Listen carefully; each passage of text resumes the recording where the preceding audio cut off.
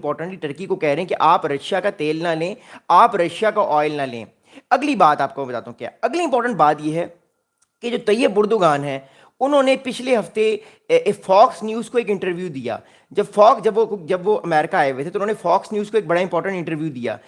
طیب Erdogan صاحب نے جب فاکس نیوز کو انٹرویو دیتے ہوئے جب سوال پوچھا گیا طیب اردوغان صاحب سے کہ آپ بتائیے ٹرکی کو جو ہے F-16 طیاریں چاہیے نہیں چاہیے, تو طیب اردوغان صاحب F-35 طیاریں چاہیے, F-35 ناٹ F-16 F-35.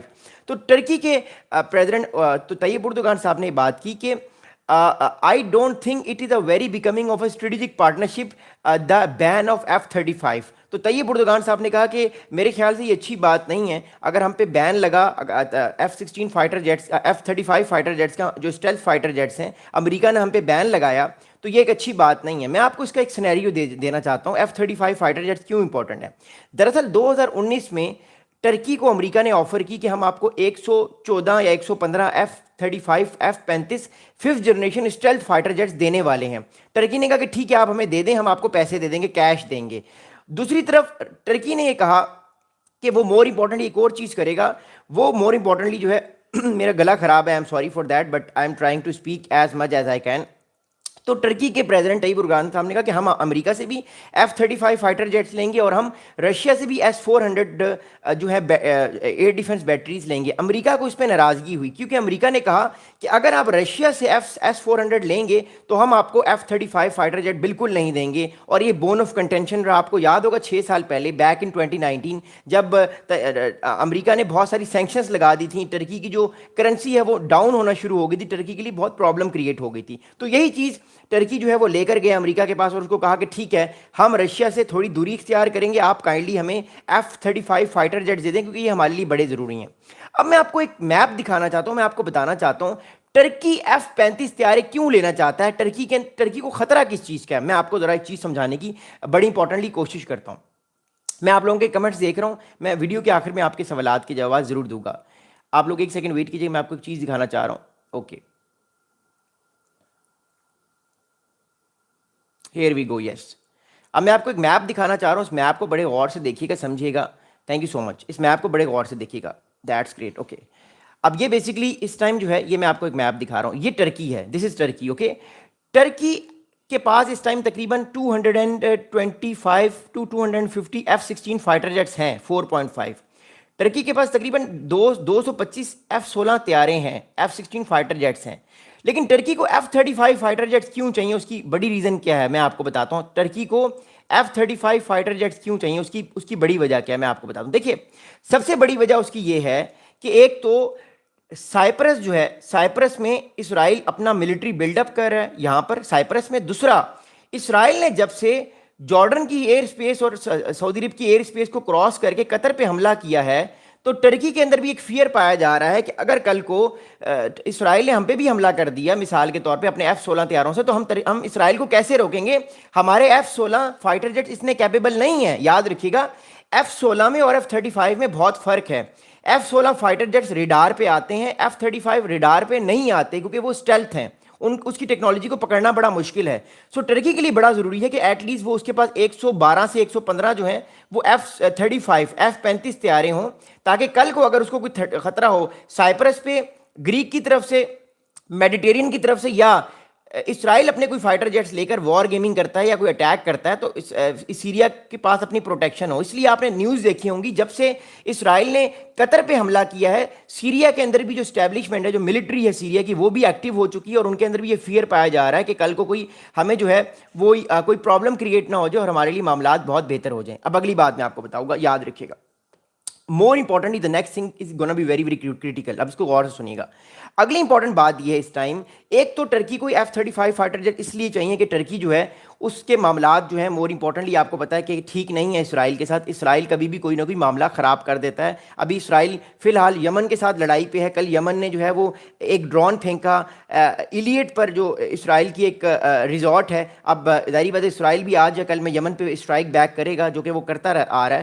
تو مور امپورٹنٹلی टर्की को जो खतरा है वो ये खतरा है कि अगर सीरिया के अंदर इसराइल ने डिस्टेबलाइजेशन कर दी या इसराइल खुद चढ़ दौड़ा सीरिया में या टर्की तक वो आ गया, तो फिर टर्की के पास प्रोटेक्शन के लिए कोई ना कोई ऐसा इख्तियार, ऐसे फाइटर जेट्स होने चाहिए जो वो इसराइल को रोक सके। अब मैं आपको एक और बड़ी इंपॉर्टेंट चीज़ दिखाना चाहता हूँ, इसको देखिएगा।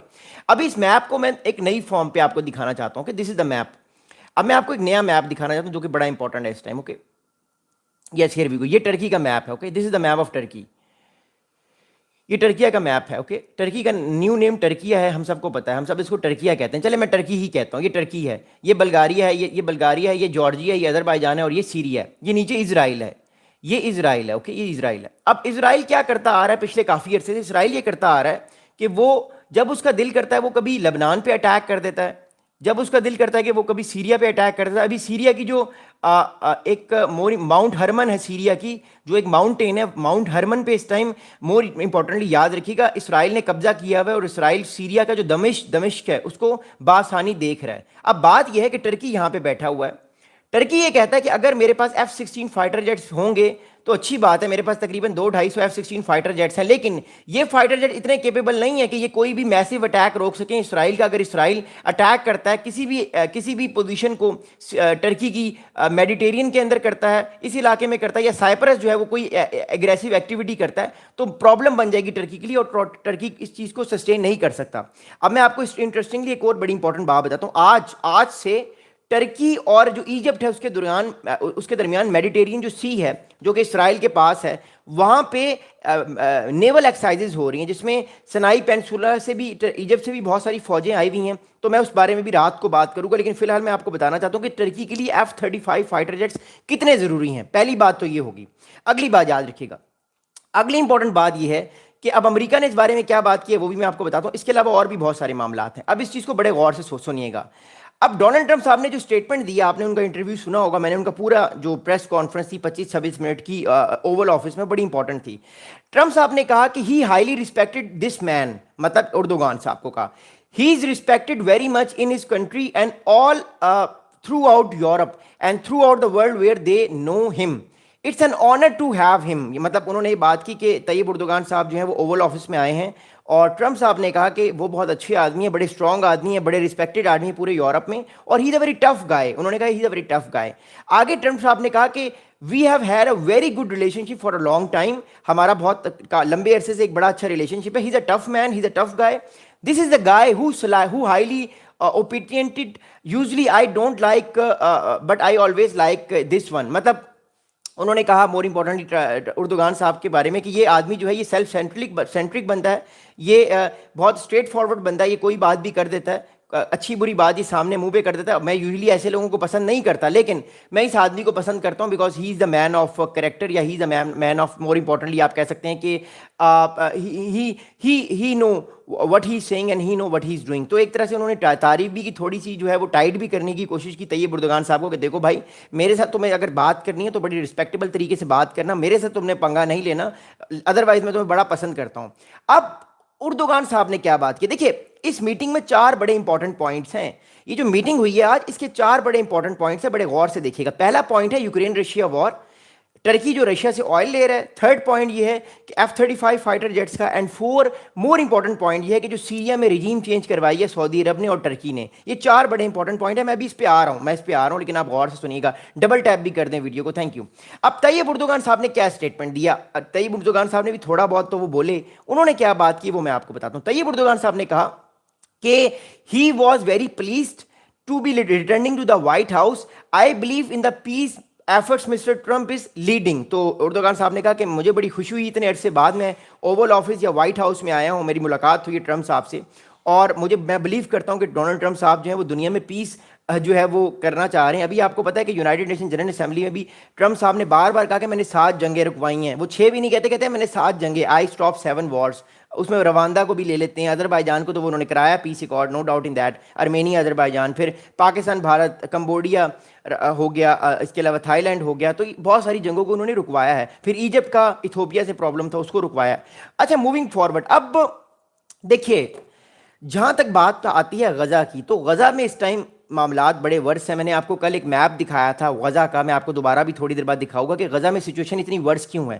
لیکن مور امپورٹنٹلی میں آپ کو ایک امپورٹنٹ چیز بتانا چاہتا ہوں. اس ٹائم جو بون آف کنٹینشن ہے, جو پریشانی اس ٹائم پائی جا رہی ہے پورے وائٹ ہاؤس میں, پورے انقرہ میں یا استنبول میں اور تیل اویو میں, وہ ٹینشن جو پائی جا رہی ہے اس ٹائم, وہ ٹرکی کی اور اسرائیل کی جو اس ٹائم معاملات خراب ہو رہے ہیں اس معاملات کے حوالے سے جو ہے ٹینشنز پائی جا رہی ہیں. اب میں آپ کو تھوڑا سا اس کو چیز کو بتانے کی کوشش کروں گا. مور امپورٹنٹلی بات اس ٹائم یہ ہے کہ ٹرکی یہ کہہ رہا ہے اسرائیل کو کہ دیکھو بھائی, ہم نے اپنے تعلقات آپ سے خراب کر لی ہیں, ہم نے اپنے تعلقات آپ سے سیویئر کر لی ہیں, اب ہماری آپ سے بات نہیں ہوگی. The relationship has been cut off. نہ ٹریڈ ہوگی نہ ڈپلومیٹک کوئی بات ہوگی, کیونکہ آپ نے غزہ میں 70,000 لوگوں کا جینوسائڈ کیا.